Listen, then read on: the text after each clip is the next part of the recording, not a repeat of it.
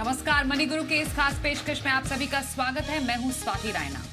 भारत में 14% की दर से बढ़ रहा है मेडिकल कॉस्ट।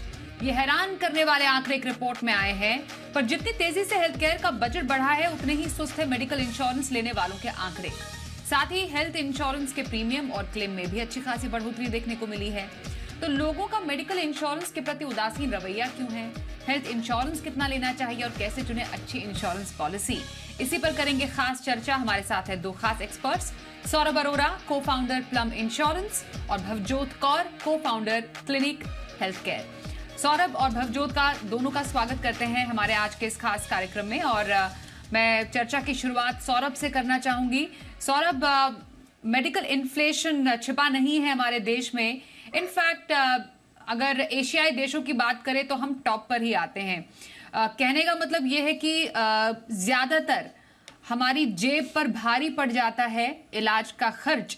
और आप शायद हमें बेहतर ढंग से बता पाएंगे स्टडी के तौर पर कि आखिरकार ये जो खर्च है वो कितना बढ़ा है, मेडिकल इन्फ्लेशन ने हमारी जेब पर कितना ज्यादा भार डाला है, और क्या शहर और जो टीयर 1 या टीयर 2 सिटीज है वहां पर कुछ यही हाल है? जी स्वाति, शुक्रिया शो पे बुलाने के लिए। मुझे काफ़ी इम्पोर्टेंट टॉपिक है और ये मुद्दा बहुत ज़रूरी है। ये इस उससे भी आया कि हमने अभी रिसेंटली एक कॉर्पोरेट इंडिया के लिए, जितनी भी इंडिया की जो वर्कफोर्स है उसके लिए हमने एक रिकमेंडेशन रेडी करा है एक रिपोर्ट में कि किस तरह की हेल्थ केयर गैप्स हैं और क्या एक कॉर्पोरेट्स को भी रिस्पॉन्सिबिलिटी और एम्प्लॉइज को रिस्पॉन्सिबिलिटी लेनी चाहिए अपनी हेल्थ इंश्योरेंस गैप्स और हेल्थ केयर नीड्स को, उन गैप्स को कवर करने के लिए। तो मेडिकल इन्फ्लेशन जो है इंडिया का, इंडिया इनफैक्ट एशिया के अंदर एक हाईएस्ट कंट्री है जो कि जिसका मेडिकल इन्फ्लेशन हाईएस्ट है। तकरीबन 14% is the medical inflation of India year on year. इसका मतलब है कि हर साल मेडिकल कॉस्ट जो है वो 14% बढ़ रही है। मेट्रो और नॉन मेट्रो के अंदर डिफरेंस है। और अगर आप देखें कि किस तरह की हेल्थ केयर नीड्स हैं, तो तकरीबन एक तो आपकी हॉस्पिटलाइजेशन नीड्स हो सकती हैं, या फिर आपकी डॉक्टर के खर्चे, ओपीडी के खर्चे, डायग्नोस्टिक्स, फार्मेसी के बिल्स वगैरह की नीड हो सकती है। तो अगर इन खर्चों को देखा जाए तो इस हिसाब से तकरीबन जो लोग इंश्योरेंस लेते हैं, 30% लोग जो है वो इंश्योरेंस कवर कर पाते हैं उनके जो हेल्थ केयर के खर्चे हैं, जबकि 70% जो खर्चे हैं वो अभी भी आउट ऑफ पॉकेट एक्सपेंसेस से निकल रहे हैं लोगों के। और ये खासकर ज्यादा है मेट्रो सिटीज के अंदर, चाहे वो मटर्निटी हो, जो हॉस्पिटलाइजेशन हो रही है, या फिर कोई प्लान्ड सर्जरीज हो। सोचिए कि नी कैप सर्जरी है, या फिर कोई क्रॉनिक डिजीज है, डायबिटिक मैनेजमेंट सर्जरीज हो, डायबिटिक मैनेजमेंट हो, या फिर उससे भी रिलेटेड कोई कार्डियक या फिर इस तरह की सर्जरीज में देर इज ये कॉस्ट बढ़ता जा रहा है।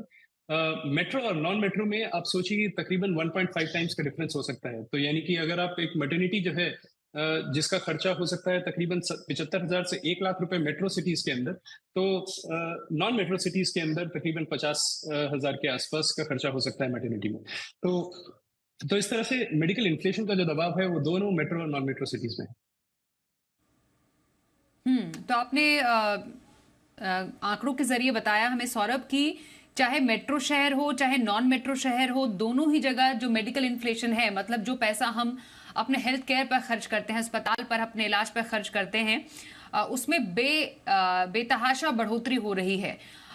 हम इन अगर आंकड़ों को जो आपने एक स्टडी की उसके साथ जो सरकारी आंकड़े हैं, जो national family health survey India के भी जो रिपोर्ट है उससे अगर कोरिलेट करके देखें, तो भारत में हेल्थ इंश्योरेंस की जो स्थिति है वो कुछ ज्यादा अच्छी नहीं है सौरभ।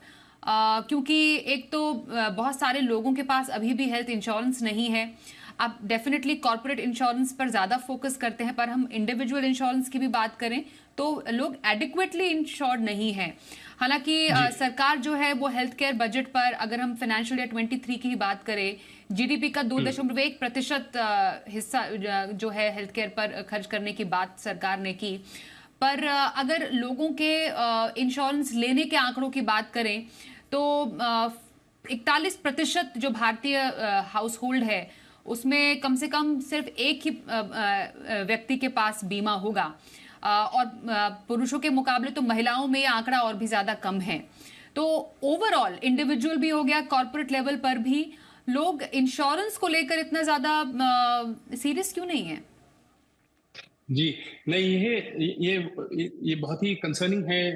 एक ग्रोइंग इकोनॉमी जैसे कि इंडिया के लिए है, और यहाँ पर तकरीबन 50 करोड़ वर्कफोर्स जो जनता है, जो बाकी अपनी फैमिलीज को सपोर्ट कर रही है, ये 50 करोड़ वर्कफोर्स जनता है। और इस 50 करोड़ में से तकरीबन 10% जो है वो जनता है जिनके पास 10 से 20% ऐसी जनता है जिनके पास एडिक्वेट कवर्स हैं, और बाकी जनता है जिनके पास एडिक्वेट कवर्स भी नहीं है। तो ये एक सिचुएशन है जिसमें ये एक एजुकेशन चाहिए इस जनता को कि डिजीजेस जब आती है तो क्या आप फाइनेंशियली आपके पास सेफ्टी है कि आप इन डिजीजेस के दौरान आप अपनी सेविंग्स को ना खो दें। तो इंश्योरेंस का काम है कि किसी भी कभी भी कैलेमिटी जब हो तो आपकी सेविंग्स को वो इरोड ना करे, आपकी सेविंग्स के अंदर छेक ना कर दे। तो ये एक कंटिन्यूअस एजुकेशन है। ये आयुष्मान भारत जो कि गवर्नमेंट स्कीम है, ये भी इंक्रीज कर रही है। जो हमारा जो काम है प्लम के दौरान, हम कॉर्पोरेट्स को एजुकेट करते हैं, कॉर्पोरेट्स को अवेयर करते हैं और बताते हैं कि कितना इंपॉर्टेंट है कि कॉर्पोरेट्स अगर रिस्पॉन्सिबिलिटीज ले अपने एम्प्लॉयज को इंश्योर करने के लिए। और हमारा मानना है कि कॉर्पोरेट के पास एक बहुत इंपॉर्टेंट लीवर है इस इंश्योरेंस की पेनिट्रेशन को इंक्रीज करने के लिए। इंडिया की जो पेनिट्रेशन है इस समय काफी कम है, तकरीबन 30% 35% कंट्री जो है वो इंश्योर्ड है इस समय। और ये एक बहुत बड़ा लीवर है कि अगर कॉर्पोरेट पेनिट्रेशन जो है वो इंश्योरेंस को इंक्रीज कर सके। मैं कुछ आपको आंकड़े बताता हूँ, जैसे कि 15% जो इंडिया के जो एम्प्लॉयज हैं वो अपने नीति आयोग का सर्वे है कि 15% ऑफ इंडियाज एम्प्लॉयज जो है वो हेल्थ रिसीव करते हैं अपने एम्प्लॉयर्स के साथ। तकरीबन 90 मिलियन इंडियंस जो हैं वो उनका जो खर्चा है वो हेल्थ केयर का जो खर्चा है वो 10% एक्सपेंडिचर जो है इंडिया का हेल्थ केयर का खर्चा जो है वो 90 मिलियन इंडियन से निकल रहा है। तो मुझे ऐसा लगता है कि ये एक एजुकेशन है। ये कोविड के दौरान भी काफी लोगों को अवेयरनेस आई कि जो हेल्थ कैलेमिटीज हैं वो आपकी सेविंग्स में किस तरह से चेक कर सकती हैं, और इंश्योरेंस की पेनिट्रेशन इंक्रीज हो रही है। लोगों को बताना कि क्या एडिक्वेट कवर्स हैं, कब कितना कवर लेना चाहिए, क्या कंडीशंस होनी चाहिए, किस तरह के राइडर्स होने चाहिए, और कॉर्पोरेट्स को ये रिस्पॉन्सिबिलिटी लेना कि जो हेल्थ केयर का जो खर्चा है वो सिर्फ इंश्योरेंस ही नहीं, वो दूसरी चीजों से, जाकि ओपीडी है या चाहे डॉक्टर की कंसल्टेशंस हो, चाहे प्रिस्क्रिप्शंस हो, जो फार्मेसी की प्रिस्क्रिप्शंस हो, डायग्नोस्टिक्स हो, वहां से भी कॉर्पोरेट्स काफी हेल्प कर सकती हैं इंडिया की पॉपुलेशन के लिए। बिल्कुल।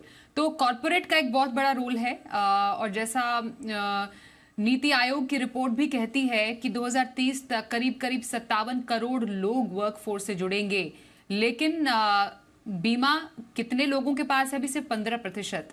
और जिस तरीके से नंबर्स भी देखते हैं कॉर्पोरेट में भी, कॉर्पोरेट जगत में भी, जो ओल्डर एम्प्लॉयज होते हैं 50 से ऊपर के जो एम्प्लॉयज हैं वो ज्यादा रुचि दिखाते हैं। मतलब जो न्यू ईयर वर्कफोर्स जुड़ रही है कॉर्पोरेट में वो ज्यादा रुचि नहीं दिखाती है, स्पेशली ग्रुप इंश्योरेंस प्लान में। जिस पर जो चीजें हाईलाइट की है सौरभ ने। मैं अब हमारी दूसरी जो गेस्ट हैं उनके पास जा रही हूँ, Bhavjot Kaur, co founder clinic health care.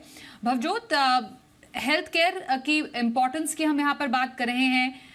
जो इंश्योरेंस का दायरा है वो कितना बढ़ा है, क्योंकि कोविड के बाद हमने एक पैराडाइम शिफ्ट जरूर देखा है। लोगों में जो रुचि है इंश्योरेंस के प्रति, हेल्थ इंश्योरेंस के प्रति, अवेयरनेस हम इनफैक्ट कहेंगे इसको, वो काफी बढ़ता देखा है। पर वैसे ही खर्चे भी बढ़े हैं। हम देखते हैं कि लोगों में लाइफस्टाइल डिजीजेस काफी ज्यादा बढ़ गई हैं, और हाल फिलहाल के जो आंकड़े हैं वो ये भी बताते हैं कि बीमारी किसी उम्र की मोहताज नहीं है। हेल्थ केयर कैसे इवॉल्व हुआ है, और क्या हम उस पेस पर चल रहे हैं जितने पेस पर हमें चलना चाहिए in terms of insurance and health care? पहले तो सारे दर्शकों को मेरा नमस्ते। और आपने एक बहुत ही सही सवाल पूछा है जो आज के दिन में बहुत जरूरी है सबको जानना। आप सही बोल रहे हैं कि कोविड ने हमारी जो एक हमारा आउटलुक है हेल्थ केयर को लेके, हेल्थ इंश्योरेंस को लेके, उस पे बहुत ज्यादा एक इम्पैक्ट डाला है। जो पहले हम लोग कभी हेल्थ इंश्योरेंस के बारे में नहीं सोचते थे, हेल्थ केयर के बारे में नहीं सोचते थे, आज बहुत सारे ऐसे युवा पीढ़ी के लोग हैं जो ज्यादा से ज्यादा अपने आप को, अपने परिवारों को हेल्थ इंश्योरेंस दिलवाना चाहते हैं, अपनी सेहत का ध्यान रखना चाहते हैं। बट अगर आप मेरी पर्सनली आप मुझसे पूछें कि आज हमारे देश का हेल्थ इंश्योरेंस कैसा है और क्या वो हमारे लिए सही है या नहीं है, तो मेरे कुछ विचार हैं उस पर्टिकुलर क्वेश्चन में। अगर आप देखेंगे, हमारा एक युवा देश है, राइट? अब आप जब भी उनको हेल्थ इंश्योरेंस के बारे में पूछने जाएंगे, उनका एक ही सवाल रहता है कि यार जब मुझे चाहिए होगा मैं तब ले लूंगा या ले लूंगी, मुझे अभी क्यों लेना है? जब कुछ होगा, जब हॉस्पिटलाइजेशन होगा, कोई बड़ा खर्चा आएगा तब देखा जाएगा, अभी वहां पे हेल्थ इंश्योरेंस की ज्यादा जरूरत नहीं है। और ये इसलिए भी है क्योंकि युवा पीढ़ी में हॉस्पिटलाइजेशन खुद ब खुद ही बहुत कम है। उनको उसकी इतनी वैल्यू समझ में नहीं आती है, बिकॉज ये रेयर इवेंट होता है। और अगर आप देखोगे, हमारे ज्यादा से ज्यादा जो खर्चे होते हैं वो रोजमर्रा की प्रॉब्लम्स पे खर्चे होते हैं, आपके जिसको हम ओपीडी भी कहते हैं या आउट पेशेंट एक्सपेंसेस भी कहते हैं, जो हमारे हाथ खर्चे होते हैं, हमारी दवाइयों पे, हमारे डायग्नोस्टिक्स पे, हमारे कंसल्टेशंस पे। वहां पे हमारा जो खर्चा है वो आज के डेट पे इंश्योरेंस नहीं कवर करता है। और 70% जो आपके हेल्थ के खर्चे हैं वो आपके आउट पेशेंट वाले खर्चे हैं। हेल्थ इंश्योरेंस आज की डेट पे सिर्फ हॉस्पिटलाइजेशन कवर करता है एंड इस बड़े खर्चे को कवर नहीं करता है, जिसके वजह से बहुत सारे लोग उसमें वैल्यू नहीं देख पा रहे हैं। ये बहुत जरूरी है कि जिस तरह से देश आगे बढ़ रहा है, जिस तरह से हमारी युवा पीढ़ी आगे बढ़ रही है, हमारा हेल्थ इंश्योरेंस भी और ज्यादा, जिसको हम कॉम्प्रिहेंसिव बोलते हैं, कॉम्प्रिहेंसिव बने। ना ही जस्ट हॉस्पिटलाइजेशन कवर करे बट ऑल्सो हेल्थ केयर को अच्छी तरीके से कवर करे। यानी कि आपके प्राइमरी हेल्थ केयर को, आपके कंसल्टेशंस हो गई डॉक्टर के साथ, आपके डॉक्टर की दवाइयां होगी, लैब टेस्ट हो गया।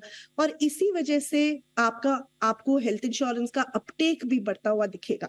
ये हमारी कंपनी में, क्लिनिक में भी हमारी ये बहुत स्ट्रॉन्ग सोच है कि हमें इंश्योरेंस के प्रोडक्ट को ही बहुत अच्छा बनाना है, day to day use case उसका बढ़ाना है, ज्यादा से ज्यादा परिवारों को खर्चे आउट ऑफ पॉकेट कम करने हैं।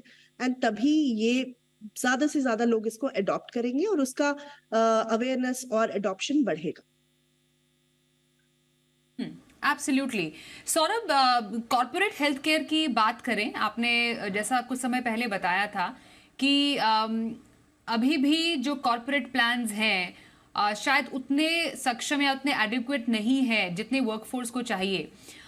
मैं आपसे समझना चाहती हूँ कि जो भी कॉर्पोरेट एम्प्लॉयज अभी हमें देख रहे हैं या जिन्हें लगता है कि उनका कॉर्पोरेट प्लान इतना अच्छा नहीं है जितना अच्छा होना चाहिए या जो उसमें शामिल होना चाहिए, एक कॉर्पोरेट हेल्थ केयर प्लान में आज के समय के हिसाब से, नीड के हिसाब से शामिल क्या क्या होना चाहिए?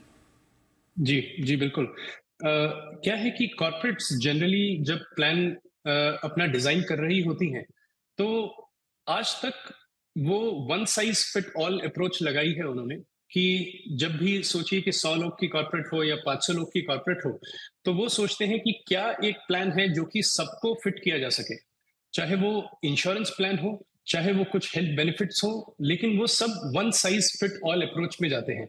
तो यहाँ पे कॉर्पोरेट्स को एक फ्लेक्सिबिलिटी के पॉइंट ऑफ व्यू से सोचना होगा कि जो एक यंग वर्कफोर्स है, जिसका सोचिए कि कोई 20 से 25 साल की एज है, या फिर कोई एक ओल्डर पॉपुलेशन या ओल्डर वर्कफोर्स है, सोचिए 40, 45, 50 लोग के हैं, इनकी हेल्थ केयर नीड्स अलग हैं। तो इसको मद्देनजर रखते हुए कॉर्पोरेट्स को फ्लेक्सिबिलिटी देनी चाहिए, चाहे वो इंश्योरेंस प्लान ही क्यों ना हो। इंश्योरेंस प्लान के अंदर आप फ्लेक्सिबिलिटी दे सकते हैं कि किस डिपेंडेंट को कवर करना है, किस फैमिली मेंबर को कवर करना है। हो सकता है कि मेरी शादी ना हुई हो तो मैं अपने माता पिता को कवर कर सकूं, किसी के माता पिता नहीं रहे हैं तो वो अपने उनकी जो फैमिली बड़ी हो रही है उनको कवर कर सके। तो ये सोचिए कि किस को कवर कर सकते हैं फैमिलीज में, या फिर कितना एडिक्वेट कवर कर सकते हैं। क्या मैं 5 लाख से अपना कवर को 20 लाख को टॉप अप कर सकता हूँ?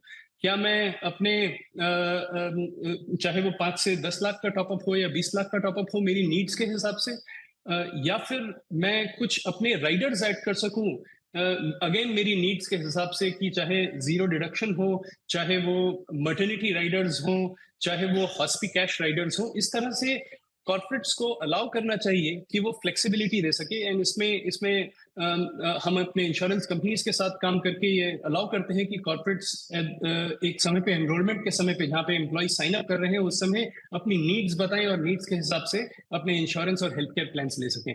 अब बात कर रहे थे हम, भवजोत भी बता रही थी कि 30% ही सिर्फ इंश्योरेंस कवर करता है, आउट ऑफ पॉकेट एक्सपेंस जो है बाकी सारे 70% जो है वो हेल्थ केयर अलग चीजों से आ रहे हैं, चाहे ओपीडी हो, चाहे बिल मेडिकल बिल्स, फार्मेसीज के खर्चे हो। तो वहां पे भी कॉर्पोरेट्स के पास एक अपॉर्चुनिटी है कि सिर्फ इंश्योरेंस पे ना करें बट होलिस्टिकली सोचें कि हेल्थ केयर का एक्सेस कैसे दिया जा सके। इसमें हमारा ये रिकमेंडेशन है कि क्या हम एक एम्प्लॉयज के लिए, वर्कफोर्स के लिए, क्या हम ओपीडी वॉलेट्स क्रिएट कर सकें।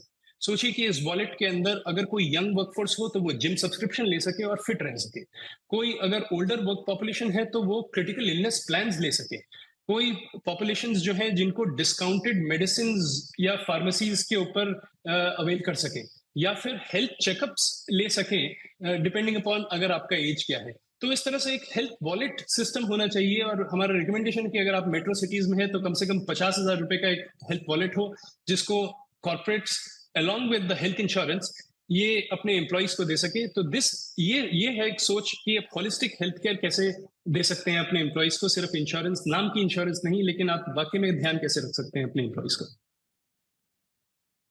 एब्सोल्युटली। और क्योंकि समय के साथ साथ जैसे जैसे समय बदल रहा है, हमारी लाइफस्टाइल बदल रही है, आसपास हमारे दुनिया बदल रही है, हेल्थ केयर को भी और इंश्योरेंस स्पेशली इसको भी बदलना और इनोवेट होना बेहद ज़रूरी है। इनोवेशन तो बहुत होते रहते हैं इंश्योरेंस में, वो वाकई नई दिशा में बढ़ते हुए कुछ कदम जरूर हैं। एक ब्रेक का वक्त है यहाँ पर। ब्रेक के बाद समझना जरूरी है कि आपके पास पर्याप्त हेल्थ इंश्योरेंस है भी। आपको लगता है आपने हेल्थ इंश्योरेंस लेकर अपना काम पूरा कर लिया, लेकिन क्या समय आने पर वो काफी रहेगा? कितना हेल्थ इंश्योरेंस जरूरी? आज कर रहे हैं हेल्थ इंश्योरेंस पर खास चर्चा। हमारे साथ हैं प्लम इंश्योरेंस के को फाउंडर सौरभ अरोड़ा और क्लिनिक हेल्थ केयर की को फाउंडर भवजोत कौर।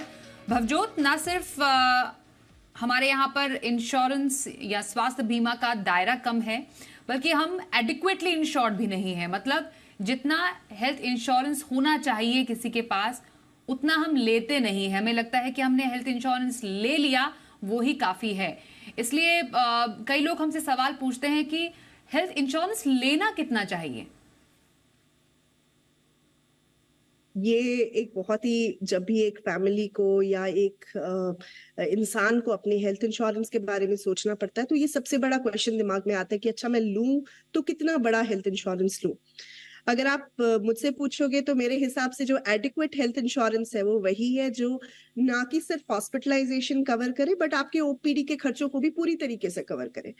बट अगर आप आज के स्टैंडर्ड हेल्थ इंश्योरेंस पॉलिसीज उठाते हो मार्केट से और फिर पूछते हो कि चलो इनमें से हम कौन सा हेल्थ इंश्योरेंस उठाएं, तो फिर दर्शकों को कुछ चीजें अपने खास सोच विचार में रखनी चाहिए। सो नंबर 1, अगर आप आयुष्मान भारत को देखो तो उन्होंने एक बेसलाइन डिफाइन कर दिया कि आपको मिनिमम एक 5 लाख का हेल्थ इंश्योरेंस कवर, जो कि बहुत बेसिक हो गया है, इट्स अ गुड इंडिकेटर कि आपको उतना तो लेना ही है कि 5 लाख का एक मिनिमम कवर होना ही चाहिए। आज अगर आप हमारा क्लेम साइज देखोगे, जो मार्केट में एवरेज क्लेम इस देश का देखोगे, तो वो सिर्फ 60 से 70 हजार है। बट आपका जो हेल्थ इंश्योरेंस लेने का डिसीजन है वो उस पे नहीं हिंज ऑन होना चाहिए। आपको ये सोचना है कि वो कौन सा एक खर्चा है जो अगर मेरे घर पे आ गया, मेरे घर परिवार पे आ गया, तो मेरी सारी सेविंग्स मतलब खत्म हो जाएंगी, और उस खर्चे से बचने के लिए आपको हेल्थ इंश्योरेंस लेना है। तो आपको ये देखना है कि अगर आज की डेट पे मान लो एक्सीडेंट हो जाता है और उस एक्सीडेंट में भगवान ना करे बट एक सीरियस हेड इंजुरी हो जाती है, तो आज because of the expensive medical care 10 से 15 लाख का खर्चा तो बहुत बेयर मिनिमम है। और अगर आप ये देखें कि अगर हार्ट की प्रॉब्लम आ गई और आपको बाईपास सर्जरी करवानी पड़ गई तो फिर से 5 से 10 लाख का खर्चा आ सकता है। इसीलिए कितना कवर लेना है वो इस पे भी डिपेंड करता है कि आप सिंगल हैं या आपका परिवार है, आप कितनी आपकी उम्र है, आपको कितने मेडिकल प्रॉब्लम्स हैं, आप जिस शहर में रह रहे हो वहां पे हेल्थ केयर का खर्चा कितना है, आप टियर 1 में रह रहे हो, आप टियर 2 सिटी में रह रहे हो, तो ये सब सारी चीजें आपके डिसीजन में आएंगी जब आप सोचोगे कि हमें कितना ज्यादा हेल्थ इंश्योरेंस लेना है। बट अगर आप मुझसे पूछें तो सिंगल इंसान के लिए जिसकी शादी नहीं हुई है, जिनका भी परिवार उन्होंने आरंभ नहीं किया है, उस टाइम पे एक 5 लाख का सम इंश्योर्ड बहुत जरूरी है मिनिमम। और अगर आपकी फैमिली है, जैसे आपकी अभी शादी हुई है या अभी आपका एक नन्हा मुन्ना बच्चा हुआ है, तो एक 10 लाख का मिनिमम आपको एक कवर के बारे में सोचना चाहिए अपने परिवार के लिए। इसके ऊपर आप अपना क्रिटिकल इलनेस कवर भी डाल सकते हैं, और अगर आपको अपना कवर और बढ़ाना है तो आप सुपर टॉपअप के बारे में भी सोच सकते हैं कि हम सुपर टॉपअप भी ले सकते हैं और हमारा कवर 5 लाख से 10 लाख, 20 लाख, इवन 55 लाख तक भी आप उसको बढ़ा सकते हो। सो ये सब आपके शहर में रहते हो, आपकी अभी परिवार की स्थिति क्या है, उन सब चीजों पे बहुत डिपेंड करेगा। बिल्कुल। तो एक तो बेस पॉलिसी है आपकी, किस शहर में रहते हैं, उम्र क्या है, लाइफस्टाइल कैसी, जैसा भवजोत ने बताया। उसके ऊपर क्रिटिकल इलनेस केयर जो पॉलिसीज हैं, या पर्सनल एक्सीडेंट पॉलिसी, ये भी काफी इंपॉर्टेंट पॉलिसीज हैं जिनको आप लेने पर विचार कर सकते हैं। आपको समझना होगा कि आपकी नीड क्या है इंश्योरेंस को लेकर। यही अगर हम स्थिति रखें सौरभ, जो कर्मचारी हैं जो ग्रुप इंश्योरेंस में, वहां पर भी अंडर इंश्योरेंस की काफी ज्यादा प्रॉब्लम है, पर्याप्त इंश्योरेंस नहीं है। कितना इंश्योरेंस एक एम्प्लॉय को लेना चाहिए ग्रुप इंश्योरेंस में?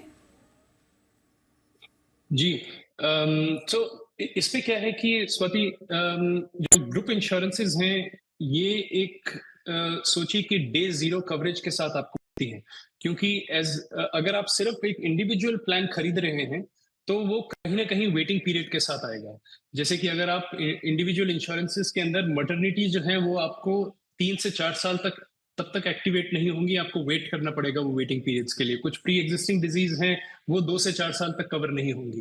तो ग्रुप का फायदा ये है, एंड इसीलिए हम कॉर्पोरेट्स को बहुत एनकरेज करते हैं कि अपने ग्रुप प्लान्स को एडिक्वेटली दें अपने एम्प्लॉयज को, क्योंकि ये 0 डे वेटिंग पीरियड है और इसमें मटर्निटीज भी डे 1 से ही इंक्लूडेड होती हैं। यहाँ पर एडिक्वेट इनएडिक्वेट, अगेन यहाँ पर ये डिपेंड करता है कि क्या लोकेशन है। अगर आपकी जो वर्कफोर्स है जनरली वो नॉन मेट्रो सिटीज के अंदर है, तो वहां पे जो खर्चे हैं हॉस्पिटल के, एज कंपेयर टू, सोचिए कि अगर मेट्रो सिटीज दिल्ली, बैंगलोर, मुंबई जैसे शहर हो, हैदराबाद जैसे शहर हो, तो यहाँ पे उसके मुकाबले कम खर्चे होते हैं। यहाँ पर भी एडिक्वेट और इनएडिक्वेट फैमिली के ऊपर भी डिपेंड करता है। तो आप सोचिए कि अगर आप किसी नॉन मेट्रो से हैं तो कम से कम 3 से 5 लाख आपके पास होना चाहिए, और अगर आप किसी मेट्रो में हैं तो 5 से 10 लाख आपके पास जरूर होना चाहिए। 5 मिनिमम और 10 lakh is adequate cover. Corporate के अंदर ये भी बहुत अच्छी चीज होती है, क्योंकि ग्रुप प्लान्स हैं तो टॉपअप्स जो है वो भी सस्ते मिलते हैं। तो आप अपने टॉपअप्स जो है वो 5 से 10 लाख, 20 लाख तक के टॉपअप्स उसके ऊपर डाल सकते हैं आपकी नीड्स के हिसाब से। 2-3 कंडीशंस जो हैं जो कि आपको जब भी आप इंश्योरेंस खरीद रहे हो वो आपको जरूर याद रखनी चाहिए कि जैसे कि आपने सम इंश्योर्ड की बात करी कि कवरेज कितना होना चाहिए, इसी के अलावा रूम रेंट एक बहुत ही एक कंडीशन है जिसको हमें क्लोजली देखना चाहिए कि रूम रेंट जो है वो आपका लिमिट करती है कि कितना खर्चा आपका पर डे हॉस्पिटल के अंदर होगा। और वो रूम रेंट का खर्चा आपका जो आप अपने जो रूम सिलेक्ट करते हैं हॉस्पिटल में, जिस तरह से होटल में जाते हैं उसी तरह से आप हॉस्पिटल्स में भी जाके एक रूम सिलेक्ट करते हैं कि आपको डबल शेयरिंग चाहिए, ट्विन शेयरिंग, या फिर सिंगल शेयरिंग, या फिर सिंगल रूम्स चाहिए। तो उस आपने अगर वो कवरेज क्रॉस करी तो वो आपको बहुत ज्यादा डिडक्शंस पड़ सकती हैं और आपकी कवरेज जो है वो एडिक्वेट नहीं रहेंगी। तो रूम रेंट्स हमारी रिकमेंडेशन रहती है कि रूम रेंट्स में जनरली नो लिमिट्स रखें, ताकि आपको हॉस्पिटल के अंदर जाके क्रिटिकल समय पे, एक डिस्ट्रेस समय पे एक बहुत ही डिफिकल्ट डिसीजन ना लेना पड़े कि कौन सा रूम रेंट। जैसा सौरभ बता रहे हैं, एब्सोल्युटली बहुत सारे ऐसे कंडीशंस हैं, पैरामीटर्स हैं जिसको ध्यान में रखते हुए आपको एक हेल्थ इंश्योरेंस पॉलिसी लेनी चाहिए। आप कॉर्पोरेट पॉलिसी लीजिए, एडिक्वेट पॉलिसी लीजिए, एक पर्सनल पॉलिसी लेना भी काफ़ी ज़्यादा सही माना जाता है, ऑफिस की पॉलिसी और उसके साथ ही एक अलग से एक हेल्थ पॉलिसी भी लेना बेहद ज़रूरी होता है। दोनों के साथ मिलकर एक अच्छा इंश्योरेंस पोर्टफोलियो बनाइए, एडिक्वेट इंश्योरेंस पोर्टफोलियो बनाइए। और चर्चा करने के लिए सौरभ और भवजोत, आप दोनों का बहुत धन्यवाद हम करेंगे।